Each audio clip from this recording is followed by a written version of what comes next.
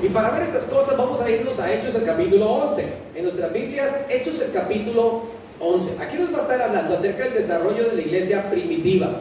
La iglesia primitiva pasó por muchísimas cosas, yo llamaría sumamente interesantes, que tal vez nosotros no hemos tenido la oportunidad de vivir. Hechos el capítulo 11, nos vamos a ir al versículo 19 en adelante. La iglesia tuvo un desarrollo sumamente interesante. El Señor Jesucristo preparó durante más de 3 años a 12 hombres, y junto con ellos había otro grupo más de discípulos. Se cree que había bastante personas, se hablan de los 70 y otros más que también estaban por ahí, algunas otras mujeres, a los 12 apóstoles. Luego el Señor es muerto y resucitado, y se le encomienda a los discípulos que vayan y proclamen esta verdad hasta lo último de la tierra a toda criatura, bautizándoles en el nombre del Padre, del Hijo y del Espíritu Santo. Y allí comienza la iglesia en Jerusalén a formarse. Comenzó Pedro, una vez que vino el Espíritu Santo, a predicar poderosamente, y sucedió el primer milagro en la iglesia. El milagro en la iglesia es que había muchísimas nacionalidades reunidas. Dice la Escritura que habían de todos los lugares de la tierra conocida en ese momento, y de todos los lenguajes conocidos en ese momento estaban reunidos. Y Pedro comenzó a predicar de las maravillas del Señor en su idioma natal, y cada uno de los extranjeros le entendía en su propio idioma. Y fue el primer milagro maravilloso, porque a todos les escuchaban hablar las maravillas del Señor, cada uno en su idioma original. Fue el primer milagro. Inmediatamente que Pedro termina de predicar, se convierten como 3,000 personas en esa primera predicación. La iglesia comienza a crecer y estaban todos unánimes, estaban unidos, compartían todo lo que tenían, nadie decía ser suyo absolutamente nada. Y se veían grandes prodigios y milagros. Dice la Escritura que Pedro caminaba por las calles y la gente sacaba a los enfermos para que, aunque sea la sombra de los apóstoles, cayera sobre ellos para que recibieran sanidad. Es decir, sucedían cosas impresionantes. En algún momento también llegaron a aquella puerta del templo de la Hermosa, y estaba aquel paralítico por allí pidiendo limosna, y se quedan viéndolo y le dicen: no tenemos ni oro ni plata, mas lo que tengo te doy en el nombre del Señor, levántate y anda. Y esto se volvió un revolú en todo Jerusalén. Eso fue algo impresionante, algo masivo en Jerusalén. Y una vez que los confrontan ellos valientemente ante el concilio, dicen: es necesario que nosotros obedezcamos a Dios antes que a los hombres, porque no hay otro nombre debajo del cielo dado a los hombres en quien podamos ser salvos, hablando del Señor Jesucristo. ¿Cómo ustedes quieren que nosotros nos callemos de esta verdad, la cual hemos oído, la cual hemos visto? No podemos detenernos, y por más que ustedes a nosotros nos censuren, a ustedes a nosotros nos amenacen, seguiremos hablando las verdades que el Señor Jesucristo reveló a nuestra vida. Y la iglesia seguía creciendo. Ese día se convirtieron como 5,000 personas más, y estaba creciendo la iglesia, y eso era algo hermoso. Vamos a quintuplicar lo que nosotros vivimos hoy en la mañana, para quedarme corto. Hoy en la mañana tuvimos un tiempo donde no nos sentamos así como viéndonos a las espaldas, sino que nos sentamos viéndonos todos cara a cara, compartimos un tiempo, hicimos grupos, hicimos oración, elevamos cánticos, luego compartimos un desayuno. Algunos hicieron como 5 veces fila, yo no sé cómo hacer para comer tanto, ¿verdad? Y compartimos, nos reímos, disfrutamos, y literalmente el Señor multiplica y sobra los alimentos. Esto es algo que ha sucedido milagrosamente en nuestra iglesia todo el tiempo, porque el propósito es tener bonita comunión. Imagínense ustedes la iglesia en Jerusalén, 8,000 personas reunidas, donde tenían un comedor para todas las personas. Se atendían específicamente a las viudas, a los huérfanos, a las necesitadas. Se les atendía de manera directa, porque la iglesia tenía esa comisión. Cada uno ofrendaba de lo que tenía. Algunos que tenían heredades las vendían y las traían a los pies de los apóstoles, para que la iglesia siguiera creciendo en comunión. Esto era algo hermoso. Era hermoso. La gente quería vivir literalmente metida en la iglesia, porque era algo maravilloso lo que se estaba viviendo en esa época. Pero el Señor les había dicho: ir por todo el mundo y predicar el evangelio. Pero la iglesia prefería quedarse en Jerusalén. La iglesia prefería estar juntos. La iglesia prefería tener comunión. Entonces dice la Escritura que en determinado momento comenzaron a haber murmuración entre las viudas de las judías y las viudas de los gentiles, que unas supuestamente eran desatendidas y que no las trataban igual y que le tiraban un poquito más de lentejitas a las viudas de las judías, ¿verdad? Y que le daban doble porción de pan, pero que a las otras no les daban oportunidad de repetir. Y se hizo una murmuración allí pequeña, y los apóstoles levantaron 7 diáconos. Entre ellos hubo uno muy sobresaliente que se llamó Esteban. Y Esteban, lleno del Espíritu Santo y de poder, comenzaba a proclamar la verdad, y no podían detener su sabiduría.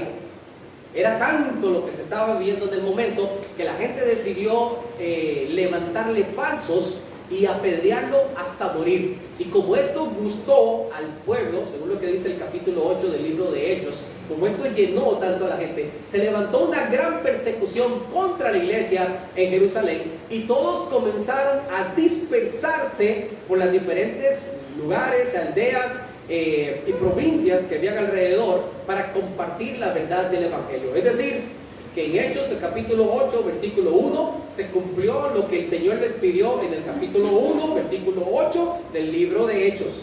Vayan y proclamen la verdad, pero ellos preferían estar juntos hasta que se levanta esa gran persecución. Y como estamos huyendo y como estamos saliendo, aprovechamos y compartimos la verdad. Algunos cogieron por Samaria, otros siguieron por otras regiones. En fin, todos comenzaron a compartir la verdad hasta que llegamos al capítulo 11. Allí ya ha pasado un momento histórico también para la iglesia, que es la conversión de Saulo. Un par de capítulos más atrás, Saulo estuvo el día que apedrearon a Esteban. De hecho, él dijo: préstenme aquí los mantos para que ninguno se salpique de sangre, y yo se los voy a cuidar.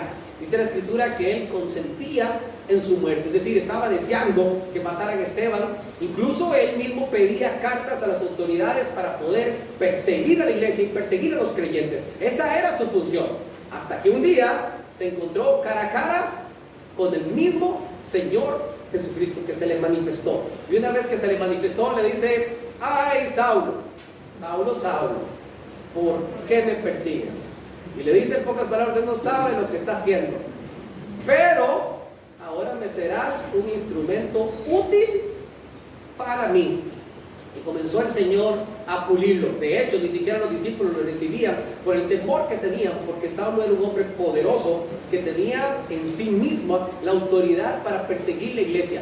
Y los judíos los discípulos no se confiaban de él y andaban con temor por si aquello que estuviera de manera secreta, como un espía, infiltrándose en la iglesia para conocer más. Hasta que llegamos al capítulo 11, versículo 19, dice la Escritura: ahora bien, los que habían sido esparcidos a causa de la persecución que hubo con motivo de Esteban, pasaron hasta Fenicia, Chipre, Antioquía, no hablando a nadie la palabra, sino solo a los judíos. Bien, aquí está la segunda parte de la persecución. A partir del capítulo 8 se comienza a ver la primera parte. Acá en el capítulo 11, versículo 19, se nos especifica algo que sucedió en este esparcimiento, en esta diáspora de proclamación de la palabra, que se dio justamente en Antioquía.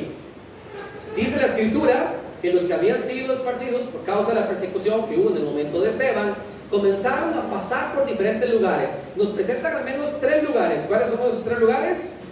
Fenicia, Chipre y Antioquía.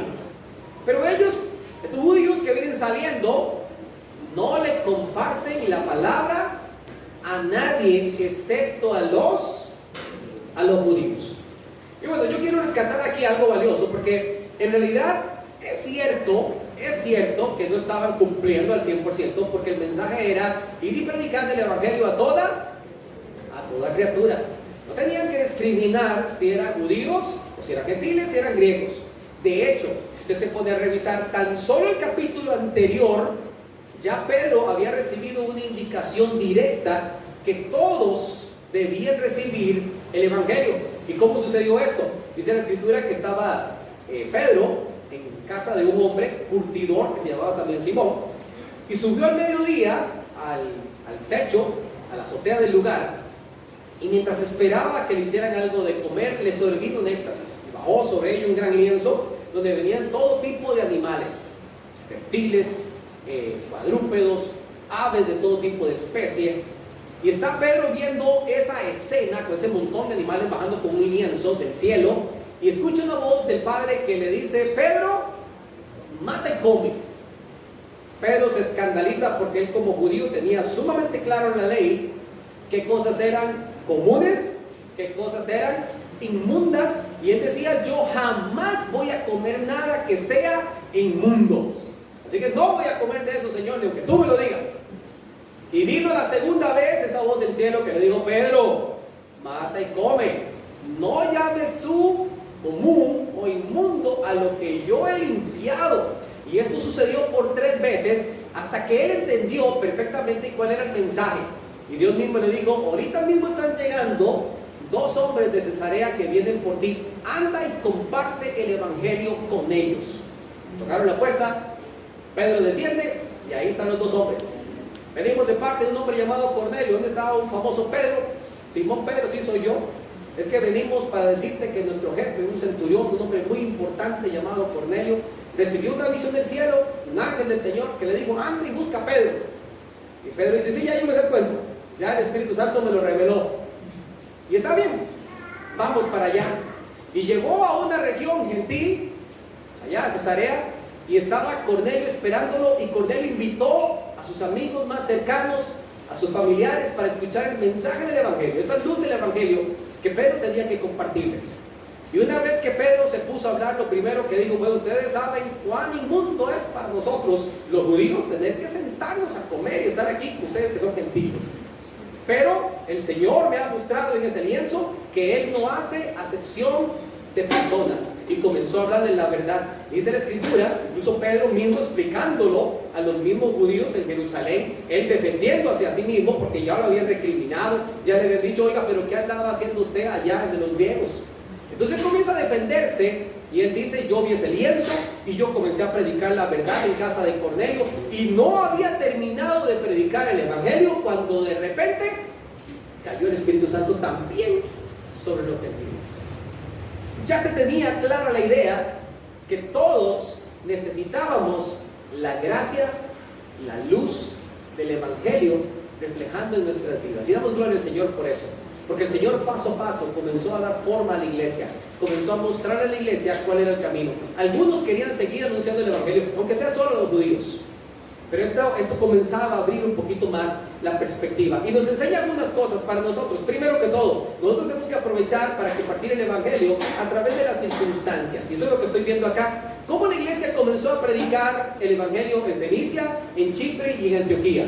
Lo hizo a través de la persecución. Muy bien, si no hubiese sido por la persecución, ¿dónde se quedan estos hombres de Dios en vez de predicar? Se quedan cómodamente en Jerusalén. Pero Dios utiliza las circunstancias para que usted y yo aprovechemos, según lo que dice el versículo 19. Ahora, quiero primero decir esto: el evangelio, mi amado hermano, el evangelio no es circunstancial. Okay, vamos a aprovechar las circunstancias, pero no vamos a decir que el evangelio es circunstancial. ¿Qué quiero decir con esto? El evangelio es relacional. El evangelio es un compromiso. El evangelio es una pasión. Usted y yo deberíamos de estar compartiendo el evangelio todos los días, y lo hacemos de diferentes maneras. Primero, con nuestra conducta, con nuestras palabras, con nuestra forma de actuar, de tratar, de ser, y por supuesto compartiendo verbalmente la palabra del Señor. Esto tenemos que hacerlo ¿cuándo? Todos los días, siempre, a cada momento. Tenemos que estarlo haciendo. El evangelio no necesariamente es circunstancial, porque la vida tiene como propósito el compartir la verdad. Dios nos ha llamado a nosotros para compartir la verdad, para que otros también sean libres de las ataduras del pecado y de la muerte, para que muchos otros puedan heredar el reino de Dios allá en los cielos. Estuvimos leyendo ayer con los jóvenes Romanos 3:23, que dice: por cuando todos pecaron y están destituidos de la gloria de Dios. Esto es un por tanto, esto es un mandato, un decreto del cielo para nosotros. Toda aquella persona que vive en pecado, dice la escritura, que está destituido de la gloria de Dios. Y esto no es tan sencillo como simplemente decir: todos somos pecadores y todos estamos condenados. Es que hay una solución, y la solución se llama Jesucristo. Por eso Él es la luz del Evangelio. Y nosotros estamos llamados a liberar de esta condenación y de esta maldición a todo aquel que todavía no ha creído. Nosotros no vamos a esperar solo momentos específicos. Nosotros vamos a ir trabajando cada día, construyendo relaciones con propósito. Usted y yo debemos de tener nuestros mejores amigos en Cristo, ¿cierto? Mis mejores amigos, las personas que más confianza yo debo tener, son aquellos que estamos en Cristo, porque pensamos parecido, nos apoyamos, nos aconsejamos con la sabiduría de la palabra de Dios y no con la sabiduría del mundo. Este debe ser quizás nuestro propósito. Pero nos reunimos con muchísimas otras personas, nos relacionamos todos los días con muchas personas que no conocen del Señor. Y yo me le voy a acercar a ellos con propósito. Me lo voy a acercar con propósito.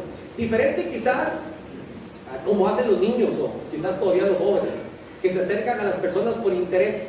Nosotros nos acercamos a las personas no con interés, sino con propósito.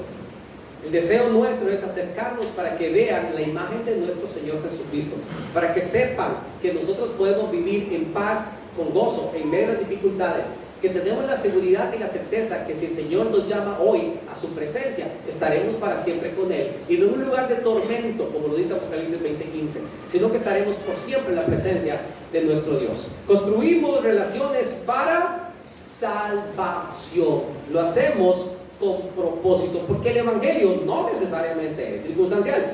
No obstante, mi amado hermano, aprovechamos los tiempos de Dios, es decir, aprovechamos las circunstancias que suceden. Nosotros vemos a nuestro alrededor y todas las personas que están a nuestro alrededor están viviendo situaciones diferentes. Algunas quizás problemas de salud, otros quizás tienen problemas económicos, otros quizás tienen problemas en su casa, tal vez tienen problemas con algún hijo que está apartado, alguna persona que está quizás teniendo malas amistades y cayendo en problemas con drogadicción, con robo, con cosas similares. Que Dios nos guarde a cada uno de nosotros. Vemos personas que tienen el corazón roto, personas que han perdido familiares cercanos, que están sufriendo, personas quizás que tienen desesperanza, que ya están llenas de depresión, que están sufriendo la vida, que la vida les está costando, y nosotros estamos allí viendo y como si nada. El propósito nuestro es aprovechar también las circunstancias. El Evangelio no debería convertirse en algo circunstancial, pero sí deberíamos de tener el tacto y la sabiduría para que cuando veamos, cuando detectemos personas que a gritos están pidiendo nuestra ayuda, podamos nosotros estar allí. Y no me refiero únicamente a los hermanos en la fe, me refiero específicamente a aquellos que no conocen del Señor. Porque yo le voy a decir una cosa, mi amado hermano: la solución a todos los problemas se llama Jesucristo. No existe una solución mejor que nuestro Señor Jesucristo, porque Él es nuestro proveedor, Él es nuestro sanador, Él es el que cambia corazones, el que transforma la mente, el que transforma la vida de las personas. No hay ninguna circunstancia que sea suficientemente difícil, ni mucho menos imposible para nuestro Señor. La solución se llama Cristo. Y el incrédulo tiene que saberlo. Tiene que saber que a través de la palabra del Señor tendrá la absoluta respuesta a todos los problemas que nosotros podamos enfrentar en esta vida. La solución es Cristo. Así que aprovechamos los diferentes tiempos. Vemos personas que están sufriendo y padeciendo, y aprovechamos para compartir. Incluso hay una circunstancia que nosotros tenemos que aprovechar hoy en día, e incluso tengo que decir, acelerar el paso. Y me refiero a la inminente venida de nuestro Señor Jesucristo. Es tan simple como ver a nuestro alrededor para entender que Jesucristo está a las puertas.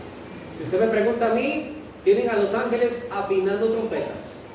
Los tienen afinando y practicando, porque esa final trompeta está a punto de sonar. Y está el Señor como estos paracaidistas, ¿verdad?, en la puerta del avión, agarradito así como: me tiro o no me tiro, me tiro o no me tiro. Está el Señor a punto de venir por su pueblo. Y toda aquella persona que no se vaya con el Señor estará al menos 7 años viviendo tribulación y grande tribulación aquí en la tierra.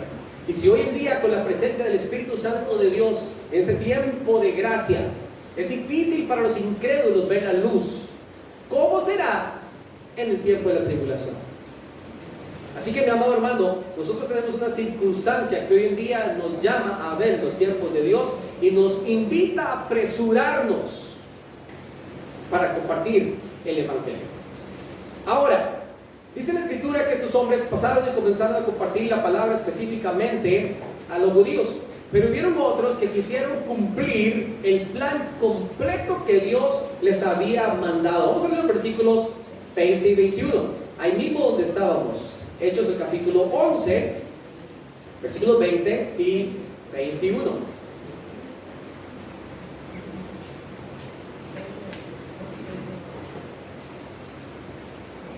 Pero había entre ellos, entre estos que estaban compartiendo, había entre ellos unos varones de Chipre y de Cirene, los cuales, cuando entraron en Antioquía, hablaron también a los griegos, anunciando el Evangelio del Señor Jesús.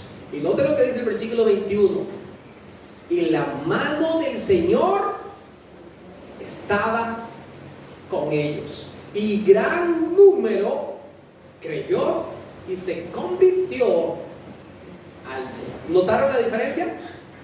Unos anuncian específicamente a los judíos, pero existe un grupo que tiene un corazón sensible y le predica a los judíos, pero también a los griegos. Ellos dicen: nosotros queremos cumplir fielmente con lo que el Señor nos ha mandado. Fielmente queremos cumplir con lo que el Señor nos ha mandado y le queremos predicar a todos, porque entendieron un principio fundamental. Nuestro Señor no hace excepción de personas. Mi amado hermano, nosotros como seres humanos, hablando de la humanidad, tenemos una condenación encima que se llama el pecado y la muerte. Y es la única razón por la cual la gente será condenada. No es por lo que somos o lo que no somos. Es por esa maldición que llegó al mundo entero. La solución se llama Jesucristo, quien cargó él mismo nuestros pecados en su cuerpo sobre el madero, dice la Escritura, para que nosotros fuésemos hechos justicia de Dios en él. Y al que no conoció pecado, por nosotros Dios no hizo pecado, ¿cierto? Y cuando nosotros entendemos esta verdad, sabemos claramente que si no hubiese sido por el sacrificio de nuestro Señor Jesucristo, todos estaríamos condenados. Y esto incluye a la gente que tiene dinero y a la gente que no tiene dinero. Incluye a la gente que es muy estudiada, muy elocuente y muy preparada, e incluye a la persona con menos capacitación, con menos estudio, con menos capacidades. Esto incluye a personas del norte de América y allá del sur de África. Incluye a los europeos con toda su grandeza y a nosotros los latinos con todo nuestro tercermundismo, ¿verdad? Todos necesitamos el Evangelio. Cuando la Escritura dice: vayan y prediquen a toda criatura, la palabra correcta es etnia. Y se refiere específicamente a todo tipo de grupo colonial, es decir, los nove, los chiricanos, los veragüenses, los capitalinos, los chorreranos, ¿verdad? Cada uno con su diferente característica, etnia en particular, necesita la verdad del Evangelio. Nosotros no podemos hacer acepción de personas. Nosotros no podemos dejar por fuera absolutamente a nadie. El niño necesita de Cristo. Y la persona muy mayor necesita de Cristo. Porque la maldición es solo una. Dice la Escritura: por tanto, como el pecado entró al mundo por un hombre, así esta maldición pasó a todos los hombres, por cuanto todos pecaron. Así que todos estamos en la misma situación. Pero así como el pecado entró por un hombre, así también la justificación y la salvación por uno solo. Y ese se llama Jesucristo, que es el camino, la verdad y la vida. Nadie viene al Padre sino a través de Él. Así que todas las personas estamos exactamente en la misma condición, porque la necesidad es exactamente la misma. Humanamente hablando, tenemos diferentes necesidades. Ya lo dije, algunas emocionales, algunas psicológicas, algunas físicas, algunas económicas. Pero espiritualmente, o tenemos vida o estamos muertos en delitos y pecados. Y la Escritura es tajante y totalmente clara, que dice que el que no está en vida y su nombre no está escrito en el libro de la vida, fue lanzado al lago de fuego. La Escritura es totalmente tajante en cuanto a esto y es completamente explícita. Así que no podemos hacer excepción de personas. Todos necesitamos de Cristo. Todos. Y eso fue el primer punto que ellos entendieron hermoso. Otra cosa importantísima es que la obediencia siempre será premiada. La obediencia siempre será premiada. Mi amado hermano, si usted es una persona que vive con el deseo de obedecer al Señor, yo sé que va a fallar de vez en cuando, yo sé que de vez en cuando va a ser algo personal, yo sé que de vez en cuando, no sé, vamos a amanecer resfriados del espíritu, golpeados del espíritu, se nos va a salir el apellido o no sé qué, ¿verdad? Pero si usted vive con la intención de obedecer al Señor, esto trae bendición. Este segundo grupo entendió lo que tenía que hacer y decidió obedecer. Yo le pregunto a mi iglesia hoy, ¿entendemos lo que tenemos que hacer? ¿Sí o no? ¿Lo entendemos o no lo entendemos? Yo creo que está muy clarito, ¿verdad? La pregunta es, ¿queremos obedecer? ¿Queremos obedecer? Tenemos que movernos, tenemos que hacerlo. Es un llamado urgente para la iglesia. Y usted y yo debemos de ser hallados fieles. El tesoro que el Señor nos ha encomendado a nosotros, debemos de compartirlo. Y yo quiero que usted entienda algo. En ese pasaje que tenemos como pasaje clave, en 2 Corintios 4, un poquito más adelante del versículo que hemos aprendido en memoria, Pablo le explica a la iglesia en Corinto que este gran tesoro de la salvación, del luz del Evangelio, ha sido depositado en vasos de barro. Es decir, usted y yo somos vasos de barro. Lo más curioso es que usted compra un reloj fino y no se lo van a echar en una bolsa de plástico, ¿verdad? Usted compra un reloj fino y ¿en qué viene? La cajita bien yeye, ¿verdad? Con letras doradas ahí, bien bonito, el sello de la marca y todo lo demás. Te compra unas zapatillas originales y ¿en qué vienen? Vienen en una cajita bien bonita, la caja a veces está más bonita que las zapatillas. Con un código, ¿usted sabía eso? Todas las zapatillas originales tienen un código que viene en la lengüeta de la zapatilla. Si a usted le venden unas zapatillas en la calle, una bolsa, entiéndalo, no son originales. Tiene que venir en su cajita y con un código. Eso técnicamente le da valor. Usted compra un perfume fino y la botella no es una botellita de esas que parecen de agua Tasani, ¿verdad? Una botellita bonita, hasta en patineta y en tacones vienen hoy en día esas botellas, con una cajeta muy bonita. Ahora, nosotros tenemos un tesoro mucho más valioso. Ese tesoro vale la eternidad y vale la sangre de nuestro Señor Jesucristo, pero ha sido depositado no en una bolsa plástica, no en una cajeta común, sino en una vasija de barro. Ahí guardaban los antiguos el aceite. ¿Y sabe por qué? Porque usted y yo no somos mejores que aquellos que aún no tienen la luz del Evangelio. La única diferencia es que dentro de nosotros mora la presencia del Señor. Y todos, absolutamente todos, necesitamos lo mismo.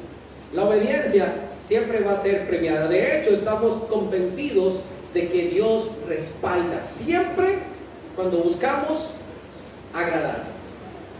¿Usted quiere que Dios le respalde? Haga las cosas con la intención correcta. Todo lo que usted diga, todo lo que usted haga, hágalo con la intención correcta, con el objetivo de agradar al Señor. Cuando usted lo hace por agradar al Señor, dice la Escritura del versículo 21, la mano del Señor estaba con ellos. Usted quiere sentir la mano del Señor cerca de su vida, busque agradar al Señor. El Señor comienza a premiarnos, el Señor comienza a respaldarnos, comenzamos a ver la mano del Señor con nosotros. Y hay ejemplos muy tangibles en la palabra de Dios cuando vemos a hombres y mujeres donde la mano del Señor estuvo con ellos. ¿Cuántos recuerdan a Moisés? Hace poquito estuvimos leyendo de Moisés. Bueno, los que han estado leyendo la Biblia en un año, vamos a estudiar la historia de Moisés, vamos a estudiar la historia de Josué, vamos a estudiar la historia de los jueces, y vemos la mano de Dios con ellos. ¿Se puede imaginar usted a Moisés viendo todos los días, durante el día, una nube que representaba la presencia del Señor, y durante la noche una columna de fuego que representaba la presencia del Señor también, que le daba guía, le daba sombra durante el día? En el desierto eso es muy valioso. Y durante la noche, en el frío del desierto, que puede descender perfectamente a -0, esta columna de fuego les proveía de luz y les proveía de calor. Dice, la columna se movía, todo el pueblo también se movía. Y ahí estaba Moisés, diciéndole al pueblo, nos vamos, la nube se mueve, nosotros nos movemos. Y llega un momento donde quedan acorralados entre el ejército de los egipcios y el mar rojo. Y todo el mundo comienza a comerse las uñas. Y no ha terminado la película cuando ya la gente está diciendo, mejor nos hubiéramos quedado allá. Mejor que era que no habían de enterrarlo a uno allá en Egipto. Mejor lo hubieran enterrado allá en un embalsamado allá junto con los faraones, ¿verdad? Que venir a morir aquí como una gaviota, ¿verdad? Como un sopilote, decían por ahí, ¿verdad? Los figos en el desierto. Y sin ver lo que Dios está haciendo, Dios levanta a este hombre que va a respaldar. Le dice, Moisés, usted no tenga miedo, yo abra ese mar, ábrelo para que la gente pase en seco. ¿Cómo? Abra el mar para que pasen en seco. Un par de golpecitos fueron suficientes y las aguas se hicieron 2 grandes muros de agua, dice la Escritura. Yo me imagino mínimo unos 30 metros de altura, porque tiene una profundidad mínima en la que ese mar tenía que tener. Y el pueblo caminando en seco, 2 millones de personas caminando en seco, mientras la columna de fuego retenía todo el ejército del faraón. Y a Josué se le dijo, así como estuve con Moisés, estaré contigo. Comenzaron a rodear Jericó y eran unas murallas gigantescas, tan gigantescas que Rahab, la ramera, ¿dónde vivía? Vivía en el muro, porque eran los muros de Jericó. La gente construía allá arriba, gente tipo precarista. Y como ella era vendedora de ramas, entonces quedaba de acceso al pueblo. Tenían que utilizar todas esas oportunidades. Y el pueblo se quedaba viendo esas murallas. Y nosotros, ¿cómo vamos a entrar a Jericó? Dice la Escritura que en Jericó hicieron una especie de cuarentena similar a lo que sucedió en el tiempo del COVID. Nadie entra y nadie sale. Tenían tanto pánico del pueblo de Israel que prohibieron abrir las puertas. Y el Señor le dijo a Josué, yo estoy con ustedes y yo les voy a dar la victoria, usted no se preocupe. El primer día simplemente denle una vueltita y váyase para la casa. El segundo día hagan lo mismo, y así durante 7 días. Pero el séptimo día ustedes van a tocar esas trompetas con todo y van a proclamar el nombre del Señor. Y esos muros se van a caer solitos. Y ustedes entrarán y tomarán la ciudad. Un último caso. Cuando nosotros tratamos de obedecer, el Señor nos respalda en todas las cosas. ¿Se acuerdan de Gedeón? Tenían años, 40 años de estar siendo dominados por los madianitas. El pueblo de Israel empobrecía cada año más. Y Dios le dice a Gedeón: levántate porque tú vas a rescatar a tu pueblo. Y yo, dice Gedeón, ¿y tú? Estaba escondiendo la cosecha para que no se la robaran cuando vinieron los madianitas. Bueno, yo no estoy tan seguro que yo sea, pero bueno, si soy yo, vamos a hacer un trato. Yo te voy a poner la pañoleta allá afuera. Y cuando caiga el rocío de la noche, todo va a estar húmedo, pero la pañoleta seca. Al día siguiente se levantó Gedeón deseando encontrar mojadito ese trapo. Y el vellón estaba seco. Bueno, Señor, quizás yo no lo hice bien, vamos a hacerlo al revés, para ver si la puntería del Señor estaba bien. Que el vellón quede mojadito y todo alrededor seco. Y a la mañana siguiente se levantó Gedeón y le tocó ver mojadito el vellón y todo alrededor seco. Se levantó un gran número de judíos listos para pelear, y el Señor le dice a Gedeón: no, ¿sabe qué? Mucha gente, yo no necesito tanta gente. Dígale a la gente que el que tiene miedo, que se vaya. ¿Y para qué fue eso, mi amado hermano? Tenía que pelear contra un ejército de más de 150,000 personas, dice la Escritura, que eran innumerables. Cuando se levantaron los madianitas, los amalecitas y los hijos del oriente para pelear contra Israel, eran innumerables. Los que tienen miedo, que se vayan para la casa. Eran como 30,000 hombres en Israel y quedaron 10,000. Todo el mundo con miedo. De estos 10,000, se le ocurre decirle al Señor, a Gedeón: son muchos, llévenlos al río, y aquel que se tire de cabeza al agua, me lo sacas. Al que tú ves que esté alerta, que se agacha pendiente, que toma con sus manos el agua y lo lleva a su boca, a ese me lo aparta. Y fueron aquellos que llevaron el agua con su mano a la boca, 300. Los demás, a la casa. Y le dijo a Gedeón: con estos 300 hombres, yo te voy a salvar. Yo soy el que te voy a salvar. Yo estaré contigo. Yo los entregaré. Mis amados hermanos, los reunieron en la noche en diferentes puestos, cada uno con su antorcha y con su trompeta. Y a la hora designada, el temor del Señor cayó sobre este gran ejército.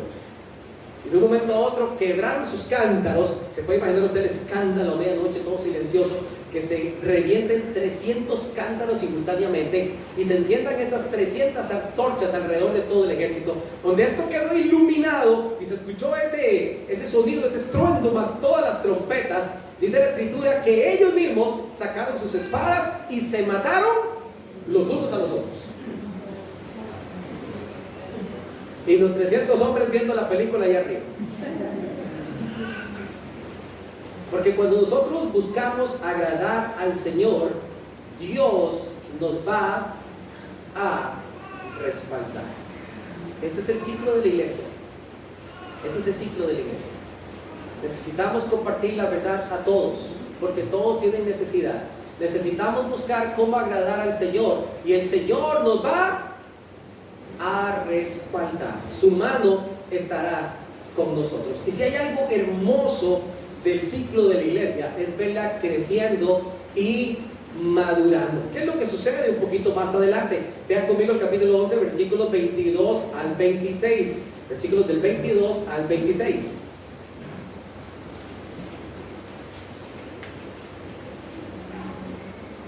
Hechos 11, 22 al 26 dice la palabra: llegó la noticia de estas cosas a los oídos de la iglesia que estaba en Jerusalén, y enviaron a Bernabé que fuese hasta Antioquía.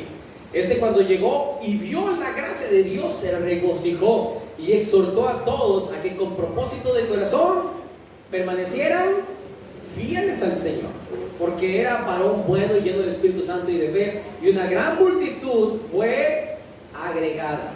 Después fue Bernabé a Tarso a buscar un personaje que se llamó Saulo, y hallándole le trajo a Antioquía, y se congregaron allí todo un año con la iglesia y enseñaron a mucha gente, y a los discípulos se les llamó cristianos por primera vez. ¿En dónde?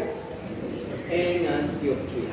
Qué bonito es ver el crecimiento y el desarrollo de la iglesia a través de la obediencia de la palabra de Dios. Pero recuerden que esto es un ciclo que debe de reiniciarse cada vez que nosotros entramos en este proceso.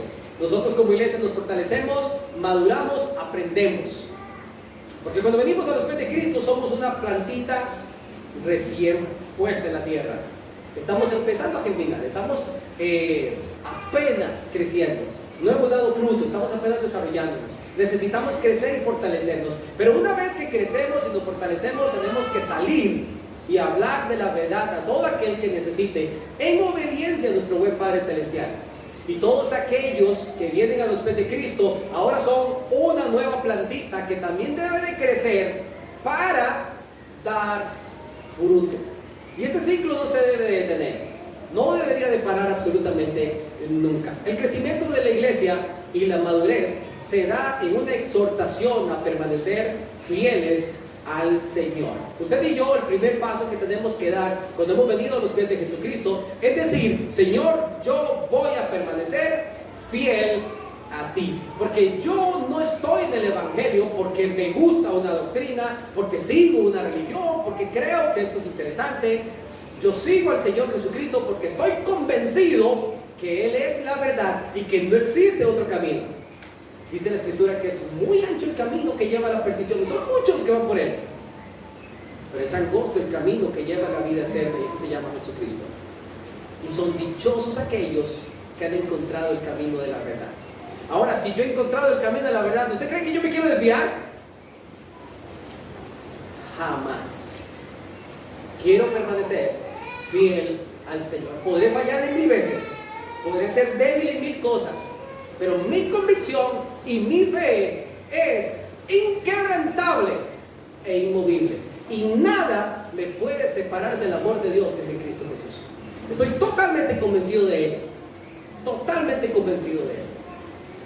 Permanecer fieles al Señor significa conocer al Señor Jesucristo, vivir para nuestro Señor Jesucristo y dar a conocer a nuestro Señor Jesucristo. Y se lo voy a repetir. Permanecer fieles al Señor significa conocer a nuestro Señor Jesucristo. ¿Cuántos ya lo conocimos? Significa vivir para nuestro Señor Jesucristo. ¿Cuántos vivimos para Él? Y significa anunciar a nuestro Señor Jesucristo. Si usted está cumpliendo estos 3 pasos, usted está viviendo fielmente para el Señor. Número 2, la iglesia le da la oportunidad también de formar liderazgo. Comenzamos a notar personas que son especiales. Dice la Escritura que el número de discípulos se multiplicaba. Eso significa que no solamente la gente se quedaba en un conocimiento básico, sino que se estaban preparando para servir todavía un poco más. La iglesia en Jerusalén destinó a un hombre que se llamó Bernabé, un hombre que era formador de discípulos, un hombre experto en esta línea. Bernabé pensó en su corazón y dijo: esta tarea aquí en Antioquía es demasiado grande para mí solito, yo necesito un compañero. Y apostó por alguien que los discípulos estaban rechazando, y su nombre era Saulo de Tarso. Más adelante el Señor mismo le cambió su nombre a Pablo, el apóstol Pablo. ¿Se equivocó Bernabé en escoger a Saulo como su compañero de equipo? Jamás. Todo lo contrario, creyó en él, apostó por él y comenzó a compartirle todo el conocimiento, toda la experiencia ministerial. Comenzó a involucrarlo en todo lo que podía y comenzó a desarrollarse. De hecho, el ministerio misionero de Bernabé y Saulo empieza así: Bernabé y Pablo, Bernabé y Pablo, Bernabé y Pablo. Pero a partir de ciertos capítulos, capítulo 13, 14 del libro de Hechos, se intercambian los roles. Ahora es Pablo y Bernabé. comienza a intercambiarse el rol, porque este discípulo superó las expectativas e incluso a su propio maestro. Y para eso está la iglesia, para que nosotros capacitemos, para que nosotros demos a conocer la verdad, para que nosotros levantemos formadores, para que en esto que el Señor nos ha encargado, también nosotros se lo encarguemos a hombres fieles, que sean idóneos para enseñar también a otros. Esto nosotros no podemos dejarlo. Yo espero del Señor que el día que el hermano Jairo no esté aquí, quien esté aquí se haya levantado y haya sido formado por nosotros mismos, y que sea mucho mejor que el que ustedes ven hoy en día que frente. ¿Cuántos dicen amén a eso? Y esa debería ser nuestra perspectiva y nuestro enfoque. Seguir preparando hombres que sean idóneos para encargar este ministerio también a otros. Esto es formación de líderes, y qué hermoso ver cómo Pablo se llevó a formar. Todo el libro de Hechos prácticamente habla acerca de la vida de Pablo. Después del capítulo 9 en adelante, prácticamente nos habla acerca de la vida de Pablo. Y Pablo escribe muchísimas cartas, no solamente Hechos, sino también, ¿qué otras? Romanos, Primera, Segunda Corintios, Gálatas, Efesios, Filipenses, Colosenses, Primera y Segunda Tesalonicenses, Primera y Segunda Timoteo, Tito, Filemón, y quizás hasta Hebreos. No existe nadie en todos los 66 libros de la palabra que haya compuesto y escrito y recibido más inspiración que el apóstol Pablo. Fue el último de los apóstoles, el último de los apóstoles. Después de Pablo no hay más apóstoles. Tengo una mala noticia para todos los creyentes modernos que se denominan apóstoles. El apóstol Pablo fue el último.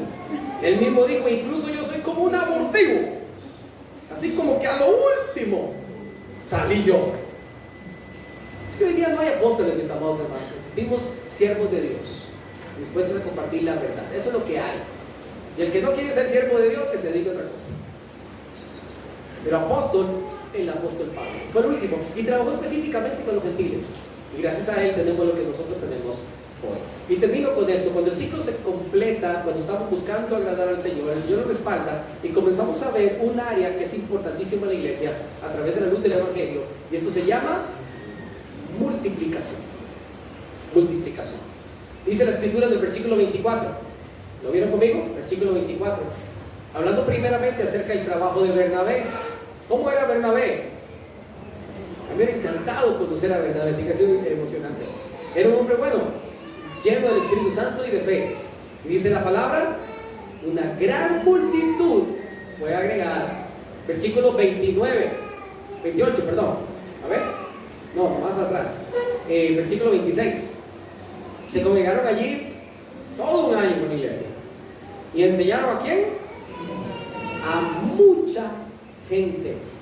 Y a los discípulos él llamó cristianos por primera vez en Antioquía. Qué bonito ver cómo la iglesia comienza a multiplicarse. Esto me recuerda la primera iglesia en Jerusalén. Dice la escritura en el capítulo 2 del libro de Hechos, al final del capítulo, que grandes maravillas y prodigios eran hechos por los apóstoles. Nadie decía ser suyo nada. Todos se congregaban y tenían en común todas las cosas. Y el Señor añadía cada día a la iglesia los que habían de ser salvos. Porque existe lo que se llama multiplicación. Y cuando la iglesia quiere agradar al Señor, va a existir multiplicación. Inevitablemente, el Espíritu Santo va a hacer el trabajo. Mi amor hermano, usted y yo tenemos que compartir las buenas nuevas a nuestros familiares, amigos y vecinos que no conocen de Cristo. Si usted no se siente muy experto en compartir el Evangelio, venga que nosotros damos capacitaciones para que sepa. Si usted dice: yo no sé por dónde empezar, le doy un ejemplo muy fácil. Invite a sus compañeros, amigos, vecinos a la iglesia. Aquí todos los domingos hablamos de la palabra de Dios. Le hacemos el trabajo por usted. Compartimos la corona a medias, ¿me parece? Léales un pasaje de la palabra. Suba a sus estados versículos bíblicos. ¿Sí? Busque cosas que sean edificantes y comparta por todo lado la palabra del Señor. Que sus perfiles anuncien de Cristo, que su Instagram hable de Cristo, que todos sus comentarios, sus estados hablen del Señor Jesucristo y mostremos a este mundo que está viviendo en tinieblas la luz del Evangelio y la gloria de Cristo. Acompáñenme en oración. Padre bueno, estamos inmensamente agradecidos contigo porque tú nos revelaste la luz del Evangelio.